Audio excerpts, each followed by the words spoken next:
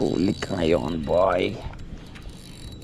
Kaya ito na naman, pangatlong strike na to. Malakas to, ba? Nalaban.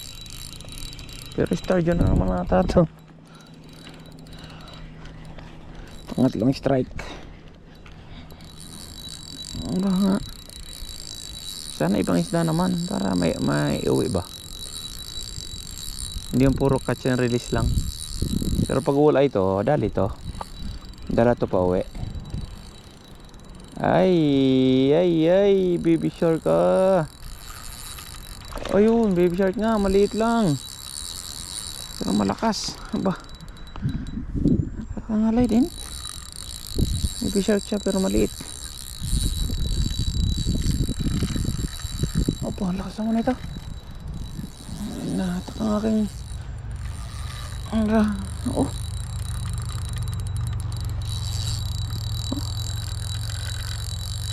Oh, lakas na to. Ano na?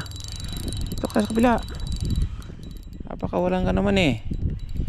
Masyado ka nagpupumiglas. Ayan o. Ano? Ay, dali. Ay! Ayan na. Ayan na. Nakaw, nakasabitan pa ang isang palpik. Para talaga siyang pating. Kasi ang bunga, ayan, nasa ilalim.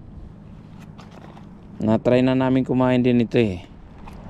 Yung pinakatinik niya parang ano din talaga ng pating. Tinik talaga ng pating kasi masyadong malambot. Para siyang pating tsaka tinik ng pagi. Yan. Hindi tayo magdadala muna ngayon kasi baka matsimpuhan tayo ng warden. Tsaka liliit, hindi pa siya sakto sa size. Matsimpuhan tayo ng warden eh, nako. Mahirap na magkaroon tayo ng violation. Baka di na tayo makapag fishing. Kaya yung mga ganyang isda, total natikman na din na naman natin ang karne niyan. Hayaan lang na muna natin doon sa tubig. Kaya yan fishing natin, yan lang naman to, libangan lang. Kung may magandang klase ng isda, kunin at ulamin. Pero kung mga ganyang alanganin, huwag na muna natin kunin. Kasi ang tiyempo andyan lang. Ang mga game warden pa naman dito, bago ka puntahan, naka-binocular ka na.